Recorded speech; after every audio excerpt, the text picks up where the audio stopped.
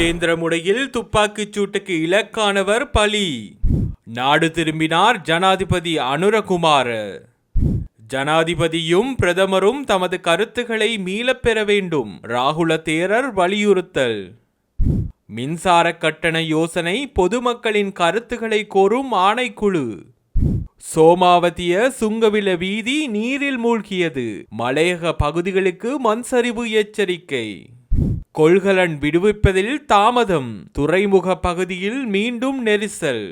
உச்ச நீதிமன்ற தீர்ப்பை தொடர்ந்து உலகளாவிய புதிய வரியை விதித்த ட்ரம்ப். T20 உலகக்கிண்ண போட்டிகளின் சூப்பர் 8 சுற்றுகள் இன்றிலிருந்து ஆரம்பம்.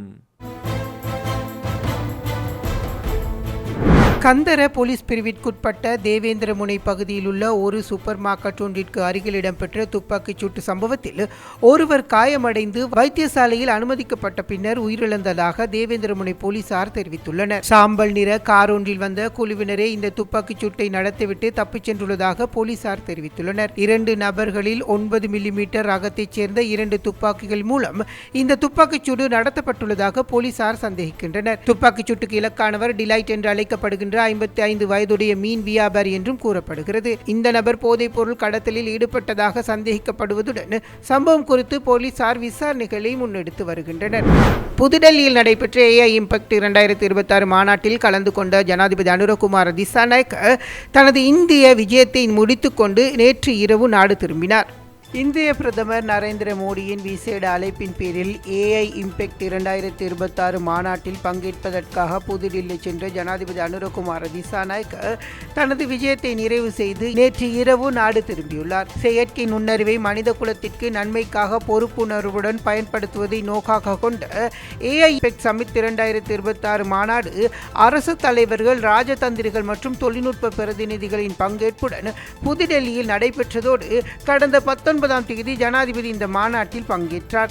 19ஆம் தேதி பிற்பகல் ஜனாதிபதி அனுரகுமார திசாநாயக்க அரச தலைவர்களுக்கான அமர்வில் உரையாற்றியதோடு மனித குலத்தின் கலாச்சார விழுமியங்கள் மற்றும் திறன்களின் மேம்படும் செயற்கை நுண்ணறிவை பயன்படுத்துவதன் முக்கியத்துவத்தை குறித்து இங்கு கருத்து வெளியிட்டார். அத்தோடு மாநாட்டின் பின்னர் ஜனாதிபதி அனுரகுமார திசாநாயக்க பிரான்ஸ் ஜனாதிபதி இமானுவேல் மேக்ரோன், பிரேசில் ஜனாதிபதி லூலோ டி சில்வா, அபுதாபியின் முக்கிய இளவரசர் காலித் பின் முகமது பின் ஜயத் அல் நஹியான், பூட்டான் பிரதமர் டிப்சின் டொப்ஸா ஆகிய அரச தலைவர்களுடன் இருதரப்பு பேச்சுவார்த்தைகளில் இணைந்து கொண்டார். இந்திய பிரதமர் நரேந்திர மோடிக்கும் ஜனாதிபதி அனுரகுமார் திசாநாயக்கவிற்கும் இடையில் விசேட சந்திப்பு நேற்று நடைபெற்றது. இதேவேளை இந்திய விஜயத்தின் போது அமெரிக்க ஜனாதிபதி டொனால்ட் ட்ரம்பின் தெற்கு மற்றும் மத்திய ஆசியாவிற்கான விசேட பிரதிநிதியும் இந்தியாவுக்கான அமெரிக்கா தூதுவருமான செரிங்கோ குரோவுடன் சந்திப்பிலும் ஜனாதிபதி இணைந்து கொண்டார். யாழ்ப்பாணத்தில் ஜனாதிபதியும் மன்னாரில் பிரதமரும் வெளியிட்ட சர்ச்சைக்குரிய கருத்துக்களை அவர்கள் மீளப்பெற வேண்டும் எனவும் அவ்வாறு செய்தால் அவர்களுக்கு மன்னிப்பு வழங்க தயார் என பேராசிரியர் கோட்டாபிட்டிய ராகுல தேரர் தெரிவித்துள்ளார். நேற்று இடம்பெற்ற மகா சங்க சம்மேளன கூட்டத்தில் கலந்து கொண்டு உரையாற்றும் போதே அவர் இந்த விடயத்தை தெரிவித்துள்ளார். අද මේ කතා කරන්නේ කිසිවෙකුගේ බලපෑමකින් නොව මාගේ හෘද සාක්ෂියට யாழ்ப்பாணத்தில் ஜனாதிபதியும் மன்னாரில் பிரதமரும் வெளியிட்டுள்ள சர்ச்சைக்குரிய கருத்துக்களை அவர்கள் மீளப்பெற வேண்டும் எனவும் அவ்வாறு செய்தால் அவர்களுக்கு மன்னிப்பு வழங்க தயார் எனவும் பேராசிரியர் கோட்டேபிட்டிய ராகுல தேரர் தெரிவித்துள்ளார். பௌத்த மதத்திற்கும் பிக்குகளுக்கும் எதிராக எழுந்துள்ள சவால்களை முறியடிக்கும் நோக்கில் நேற்று கொழும்பில் ஏற்பாடு செய்யப்பட்டிருந்த மகா சங்க மாநாட்டில் உரையாற்றும் போதே அவர் இதனை தெரிவித்துள்ளார். தற்போதைய அரசாங்கம் கட்டாயம் நடைமுறைப்படுத்த வேண்டிய 10 அம்சங்களை கொண்ட சங்க பிரகடனம் இந்த மாநாட்டின் போது உத்தியோகபூர்வமாக வெளியிடப்பட்டது. இந்த மாநாட்டில் கட்சி பேதமின்றி அனைத்து அரசியல்வாதிகளுக்கும் அழைப்பு விடுக்கப்பட்டிருந்தது. இதற்கு அமைய எதிர்க்கட்சி தலைவர் சஜித் பிரேமதாச மற்றும் முன்னாள் இந்நாள் அமைச்சர்கள் பலரும் கலந்து கொண்டனர். அரசாங்கத்திடம் கையளிப்பதற்கான பிக்குகளின் கட்டளைகள் அடங்கிய சன்னச பத்திரம் மேடையில் வைக்கப்பட்டு மாநாட்டு நடவடிக்கைகள் ஆரம்பிக்கப்பட்டன. பௌத்த சாசனம், மகா சங்கத்தினர் மற்றும் பௌத்த கலாச்சாரம் ஆகியவற்றிற்கு தற்காலத்தில் விடுக்க விடுக்கப்படும் அச்சுறுத்தல்களை தோற்கடிப்பதே இந்த மாநாட்டின் பிரதான நோக்கம் என தெரிவிக்கப்பட்டது. நாட்டின் பல்வேறு பகுதிகளிலுமிருந்தும் பெருமளவிலான பிக்குகள் இதில் பங்கேற்றனர். மேலும் இலங்கையின் பாலியல் கல்வியை அறிமுகப்படுத்துவதன் அவசியம் குறித்தும் ராகுல தேரர் கேள்வி எழுப்பியுள்ளார். நாட்டின் கலாசார பாரம்பரியத்திற்கு எதிராக வளர்ந்து வரும் அச்சுறுத்தல்கள் குறித்து விவாதிக்க இந்த மாநாடு ஏற்பாடு செய்யப்பட்டிருந்தது. இந்த பாலியல் கல்வி என்பது என்ன என்று தனது உரையின் போதே கேள்வி எழுப்பிய தேரர் பாடசாலைகளில் பாலியல் கல்வியை அறிமுகப்படுத்துவது அல்லது விரிவுபடுத்துவது குறித்து முன்மொழிவுகள் மீதான தனது சந்தேகத்தை வெளியிட்டார்.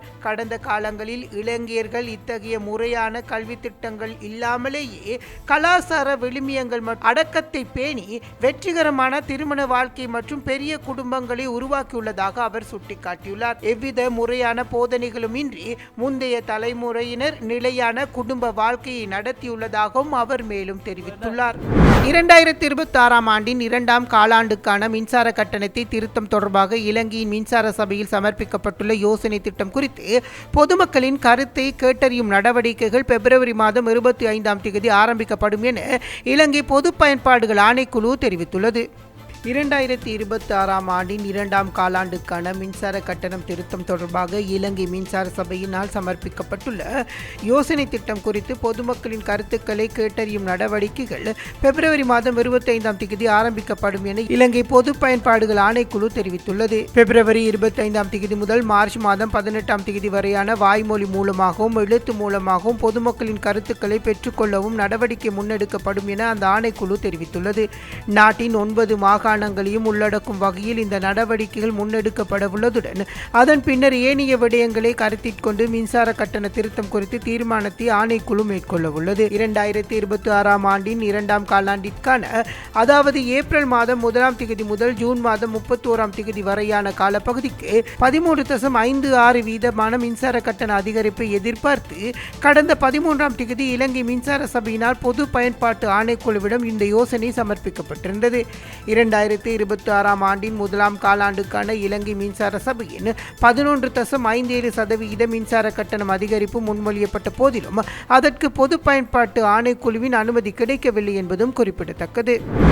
இராணுவத்தினரினால் கைது செய்யப்பட்டு காணாமல் ஆக்கப்பட்ட வடமாராட்சி கரவட்டியைச் சேர்ந்த ஊடகவியலாளரும் ஆசிரியருமான சுப்பிரமணியம் ராமச்சந்திரன் எங்கே, அனுர அரசே பதில் சொல் எனும் வலியுறுத்தி யாழ் வடமாராட்சி ஊடக இல்லத்தின் ஏற்பாட்டில் பருத்தித்துறையில் இன்று பாரிய கவனஈர்ப்பு போராட்டம் ஒன்று முன்னெடுக்கப்பட்டது. தேசவிரோத ஆயுத குழுவினாலே கடத்தப்பட்டு இராணுவத்தினரிடம் ஒப்படைக்கப்பட்டதாக சாட்சியங்கள் இருக்கின்றது. ராமச்சந்திரன் அவர்கள் குடும்பத்தினரோடு தொடர்பு கொண்டு தான் விசாரணைக்காக கலிகை இராணுவ மாவிலே தடுத்து வைக்கப்பட்டிருப்பதாக சொன்னதான ஆதாரங்களும் இருக்கின்றது. அன்றிலிருந்து இன்று வரை அவருக்கு என்ன நடந்தது என்பது வெளிப்படுத்தப்படவில்லை. அவர் காணாமல் ஆக்கப்பட்டு 19 ஆண்டுகள் கடந்திருக்கின்றது. ஜனாதிபதி ஆணைக்குழுக்கள் இந்த காணாமல் ஆக்கப்பட்டமை தொடர்பாக உருவாக்கப்பட்ட ஆணைக்குழுக்களிலே பரணகம ஆணைக்குழுவுக்கு முன்னால் அவருடைய தாயார் சகோதரி போன்றவர்கள் சாட்சியங்களை வழங்கியுள்ள போதிலும் கூட இன்று வரை விசாரணை செய்யப்பட்டு அவர்களுக்கான நீதி எதுவும் வழங்கப்படவில்லை. வலிந்து கைது செய்யப்பட்டு கலிகை சந்தியிலே அமைந்திருந்த இராணுவ முகாமில் கைது செய்யப்பட்டு பிற்பாடு தடுப்பிலே வைக்கப்பட்டு இன்று வரை அந்த ஊடகவியலாளருக்கு ராமச்சந்திரன் ஊடகவியலாளருக்கு என்ன நடந்தது என்பது எந்தவித விசாரணைகளுமின்றி தொடர்ந்து கொண்டிருக்கிறது. பரணகம ஆணைக்குழுவுக்கு பெற்றோரும் சகோதரியும் தங்களுடைய வாக்குமூலங்களை பதிவு செய்து அதன் மூலமாக கூட எந்த ஒரு நடவடிக்கையும் இந்த நிமிடம் வரை எடுக்கப்படவில்லை. ஸ்ரீலங்கா அரசு காலத்துக்கு காலம் ஒவ்வொரு விதமான ஆணைக்குழுக்களை உருவாக்கி தமிழ் மக்களுக்கு தாங்கள் நீதியை கொடுப்பதற்கு நீதியை வழங்குவதற்கு முயற்சி செய்கிறோம் என்கின்ற ஒரு போலித்தன நாடகத்தை இந்த பரணகம ஆணைக்குழு சாட்சியங்கள் கூட கொடுத்து கூட நீதி கிடைக்கவில்லை என்பது எடுத்துக்காட்டி நிற்கிறது. ஆக அந்த அடிப்படையிலே ஒரு ஜனநாயகத்தினுடைய அடிப்படை ஒரு தூண்களிலே ஒன்றாகிய ஊடகவியல் ஊடகத்துறைக்கு சுதந்திரம் இல்லாத தன்மையும் ஊடகவியலாளர்கள் சுதந்திரமாக சுயாதீனமாக செயற்பட முடியாத ஒரு அடக்குமுறையைத்தான் இது எடுத்துக்காட்டி நிற்கிறது. மோட்டார் வாகன சட்டத்தின் கீழ் அதிவிசேட வர்த்தமானி அறிவித்தலில் பிரசுரிக்கப்பட்ட இரு ஒழுங்கு விதிகளுக்கு போக்குவரத்து நெடுஞ்சாலைகள் மற்றும் நகர அபிவிருத்தி அலுவல்கள் பற்றிய அமைச்சர்களின் ஆலோசனை குழுவில் அனுமதி வழங்கப்பட்டுள்ளது.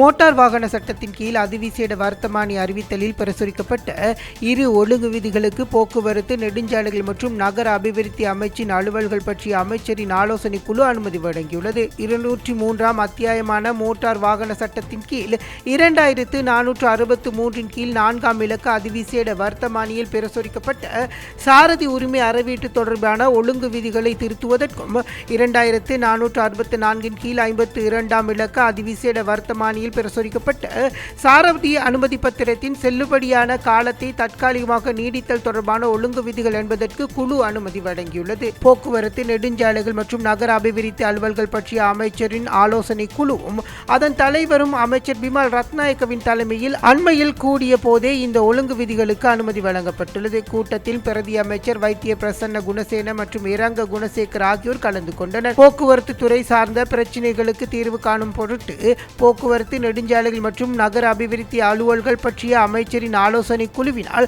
அமைக்கப்பட்ட இரு உபக்குழுக்களின் அறிக்கை குழுவில் சமர்ப்பிக்கப்பட்டன. முறைசாரா போக்குவரத்து துறை சார்ந்த பணியாளர்களின் தொழில்சார் பாதுகாப்பை உறுதிப்படுத்துவதற்கு அமைக்கப்பட்ட குழுவின் அறிக்கை அதன் தலைவர் பிரதி அமைச்சர் HM தினிந்து சமன் ஹென்னாயக்க அமைச்சர் ஆலோசனை குழுவில் முன்வைத்தார். தனி பேருந்து சாரதிகள், நடத்துனர்கள், முச்சக்கர வண்டி ஓட்டுநர்கள், மின்னணு செயலி பயன்பாட்டில் வாயிலாக போக்குவரத்து துறையில் ஈடுபடுபவர்கள் ஆகியோருக்கான ஊழியர் சேமலாப நிதியம் மற்றும் ஊழியர் நம்பிக்கை பொறுப்பு நிதியம் ஆகியவற்றிற்கு பங்களிப்பு செய்வது போன்ற விடயங்கள் குறித்து பரிந்துரைகளில் இதில் முன்வைக்கப்பட்டுள்ளது. போக்குவரத்து துறையுடன் தொடர்புடைய இதர சேவைகளை உருவாக்குவதற்கு வணிக மாதிரிகளை உருவாக்குவதை நோக்காக கொண்டு அமைக்கப்பட்ட உபக்குழுவின் அறிக்கையை அதன் தலைவர் பிரதி அமைச்சர் சத்துரங்க அபசிங்க அமைச்சர் ஆலோசனை குழுவில் முன்வைத்தார். உபக்குழுக்களினால் சமர்ப்பிக்கப்பட்ட அறிக்கைகளை ஆராய்ந்து அவற்றின் பரிந்துரைகளை நடைமுறைப்படுத்துவது குறித்து கவனம் செலுத்தப்படும் என அமைச்சரின் ஆலோசனை குழுவின் தலைவர் குறிப்பிட்டார். அதே நேரம் போக்குவரத்து துறை மற்றும் நாட்டின் பல்வேறு பகுதிகளில் காணப்படும் வீதி அபிவிருத்தி திட்டங்கள் பற்றி குறைபாடுகள் குறித்தும் பாராளுமன்ற உறுப்பினர் குழுவில் கவனத்திற்கு கொண்டு வந்தனர். இந்த குழு கூட்டத்தில் பிரதி அமைச்சர் மற்றும் ஆளும் கட்சி எதிர்க்கட்சி பாராளுமன்ற உறுப்பினர்கள் பலரும் கலந்து கொண்டனர். மகவலி ஆற்றின் நீர்மட்டம் அதிகரித்து வருவதனால் சுங்காவில் லங்காபுர பகுதியிலிருந்து சோமாவதி வரையிலான வீதி தற்காலிகமாக மூடப்பட்டுள்ளது. இதேவேளை மலையக 2 மாவட்டங்களுக்கு மண் சரிவு அபாய எச்சரிக்கை விடுக்கப்பட்டுள்ளது. நாட்டில் நிலவும் சீரற்ற காலநிலை காரணமாக நுவரெலியா மற்றும் பதுளை மாவட்டங்களின் சில பகுதிகளுக்கு மண் சரிவு ஆரம்ப கட்ட எச்சரிக்கை விடுக்கப்பட்டுள்ளது. தேசிய கட்டிட ஆராய்ச்சி நிறுவனத்தினால் இந்த அறிவித்தல் வெளியிடப்பட்டுள்ளது. அதன்படி நுவரெலியா மாவட்டம் வலப்பனை மற்றும் நில்தண்டஹின் ஆகிய பகுதிகளில் 2ஆம் கட்ட நிலைமை மண் சரிவு எச்சரிக்கை விடுக்கப்பட்டுள்ளது. அத்தோடு பதுளை மாவட்டத்தின் மிஹிகா கியூல மற்றும் கந்தகெட்டி ஆகிய பகுதிகளுக்கும் நுவரெலியா மாவட்டத்தின் ஹங்குராங்கெத்த மற்றும் மதுரட் ஆகிய பகுதிகளுக்கு முதலாம் நிலை மண்சரிவு எச்சரிக்கையும் விடுக்கப்பட்டுள்ளது. இந்த எச்சரிக்கை அறிவித்தலானது இன்று காலை 8 மணி முதல் நாளை காலை 8 மணி வரை செல்லுபடியாகும் என அறிவிக்கப்பட்டுள்ளது. குறித்த பகுதிகளில் வாழும் மக்கள் நிலவெடிப்பு, மரங்கள் சாய்ந்து விழுதல் மற்றும் திடீர் நீரூற்றுக்கள் தோன்றுதல் போன்ற மண்சரிவு அறிகுறிகள் தென்படின் உடனடியாக பாதுகாப்பான இடங்களுக்கு செல்லுமாறு அறிவுறுத்தப்பட்டுள்ளனர். இதேவேளை சோமாவதி சுங்காவில வீதி இன்று முற்பகல் சுமார் 1 அடி நீரில் மூழ்கியுள்ளதாக அனர்த்த முகாமைத்துவ நிலையத்தின் பொலனறுவை மாவட்ட உதவி பணிப்பாளர் அறிவித்துள்ளார். இன்று காலை 9:15 மணி நிலவரத்தை கருத்திற்கொண்டு வெளியிடப்பட்ட உரிய அறிவித்தல்படி சுங்காவிலிருந்து சோமாவதி புனித பூமி வரையிலான வீதி சுமார் 1 அடி நீரில் மூழ்கியுள்ளது. இதன் காரணமாக குறித்த வீதி இலகுரக வாகனங்களுக்கு தற்காலிகமாக மூடப்பட்டுள்ளதாக பொலனறுவை உதவி பணிப்பாளர் மேலும் தெரிவித்துள்ளார். கொள்கலன் விடுவிப்பு நடவடிக்கைகளில் ஏற்பட்டுள்ள தாமதம் காரணமாக மீண்டும் கொள்கலன் நெரிசல் ஏற்பட்டுள்ளது. கொள்கலன்களை விடுவிப்பதற்கான வினைத்திறனான முறைமை இல்லாமை உள்ளிட்ட விடயங்கள் இதற்கான காரணமாக அமைந்துள்ளதாக கொள்கலன் போக்குவரத்து வாகன உரிமையாளர்களின் சங்கத்தின் தலைவர் சனத் மஞ்சுள சுட்டிக்காட்டியுள்ளார். கொழும்பு துறைமுக வளாகத்தில் இறக்குமதி செய்யப்பட்ட கொள்கலன்களை வெளியேற்றுவதிலும் அவற்றை துறைமுகத்திற்கு வெளியே உள்ள முனையங்களில் பரிசோதிப்பதும் இவ்வான பாரிய தாமதம் ஏற்பட்டுள்ளது. அத்துடன் ஒரு குடவத்தை கொள்கலன் வளாகத்திலும் நெரிசல் ஏற்பட்டுள்ளதுடன் இதன் காரணமாக கொள்கலன் ஊர்தி சாரதிகள் பெரும் சிரமங்களை எதிர்நோக்கியுள்ளனர்.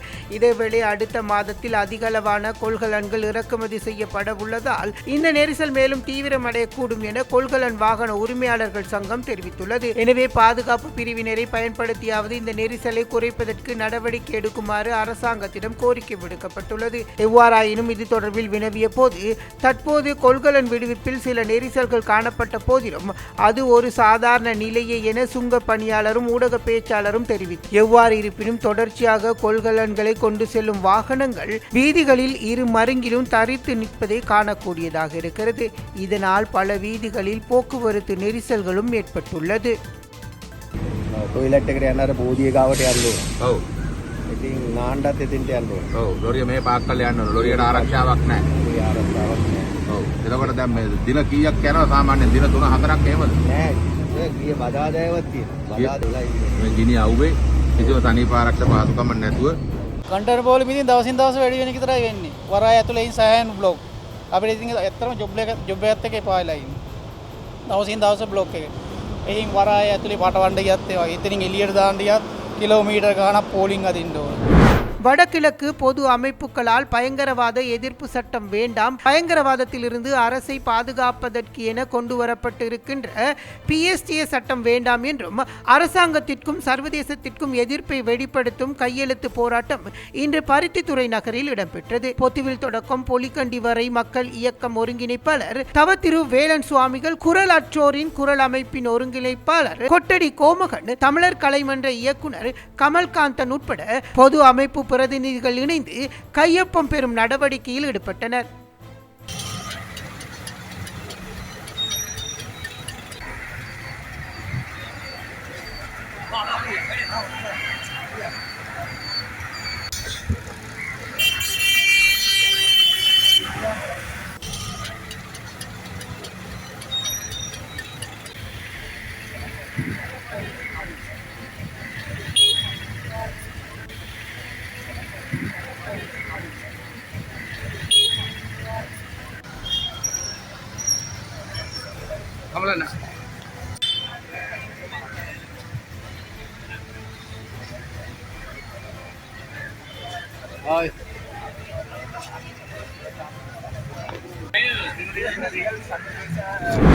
இலங்கை கடற்படையால் சிறைப்பிடிக்கப்பட்ட 22 மீனவர்களை படகுடன் விடுதலை செய்ய வலியுறுத்தி தங்கச்சி மடத்தில் இன்று சனிக்கிழமை காலை மீனவர்களினால் ஆர்ப்பாட்டம் நடத்தப்பட்டது.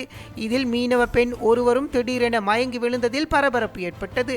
ராமநாதபுரம் மாவட்டம் ராமேஸ்வரம் மற்றும் மண்டபம் மீன்பிடி துறைமுகங்களிலிருந்து கடந்த புதன்கிழமை மீன்பிடிக்க சென்ற 4 படகுகளையும் அதிலிருந்த 22 மீனவர்களையும் வியாழக்கிழமை அதிகாலை இலங்கை கடற்படையினர் நெடுந்தீவு மற்றும் மன்னார் கடற்பரப்பில் வைத்து கைது செய்தனர். கைது செய்யப்பட்ட 22 மீனவர்களும் வவுனியா மற்றும் யாழ்ப்பாண சிறைச்சாலைகளில் விளக்குமறியலில் வைக்கப்பட்டுள்ளனர்.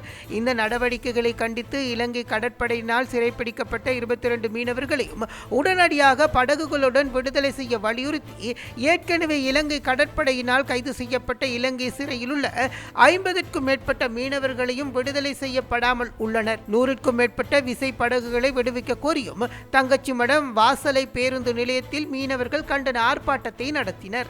கடந்த 18ஆம் தேதி ராமேஸ்வரத்திலிருந்து மீன்பிடிக்க சென்ற 3 விசைப்படகு, அதில் சென்ற 18 மீனவர்களும் மற்றும் மண்டபம் துறைமுகத்திலிருந்து மீன்பிடிக்க சென்ற ஒரு விசைப்படகு, அதில் சென்ற 4 மீனவர்களையும் இலங்கை கடற்படை கைது செய்து இலங்கை சிறையில் வைத்திருக்காங்க. இதுபோக ஏற்கனவே சிறைப்பிடிக்கப்பட்ட மீனவர்கள் 60க்கும் மேற்பட்ட மீனவர்கள் இலங்கை சிறையில 6 மாதம், 1 வருடம், 2 வருடம் தண்டனை பெற்று சிறையிலே வாடி வருகிறார்கள். மத்திய மாநில அரசு துரித நடவடிக்கை எடுத்து அந்த மீனவர்களை உடனடியாக விடுதலை பண்ணி கொடுக்கணும். அதுபோக ஏற்கனவே 100க்கும் மேற்பட்ட படகுகள் நல்ல நிலையில இருக்கிற படகுகள் எல்லாம் கடந்த 14 வருடங்களாக மத்திய அரசாங்கம் ஒரு படகு கூட எங்களுக்கு விடுதலை பண்ணி கொடுக்கல. தண்டனை பெற அந்த மீனவர்களையும் விடுதலை பண்ணி கொடுக்கல. ஆனா நாங்க போடுற ஓட்டு மட்டும் மத்திய அரசாங்கத்துக்கு தேவைப்படுது. நாங்க ஈட்டு கொடுக்கிற அந்நிய செலவாணி தேவைப்படுது. ஆனா எங்களுடைய வாழ்வாதாரத்தை பாதுகாக்கிறதுக்கு மறந்து போயிடுறாங்க. உடனடியாக மத்திய மாநில அரசு தலையிட்டு இந்த இலங்கை சிறையில் இருக்கிற மீனவர்களையும் படகையும் மீட்டு கொடுத்து நீண்ட காலமாக இருக்கிற இந்த பிரச்சனைக்கு ஒரு நிரந்தர தீர்வு காண்கிறது எங்களுடைய கோரிக்கையா இருக்கு. இதை இன்றைக்கு வலியுறுத்தி நாங்க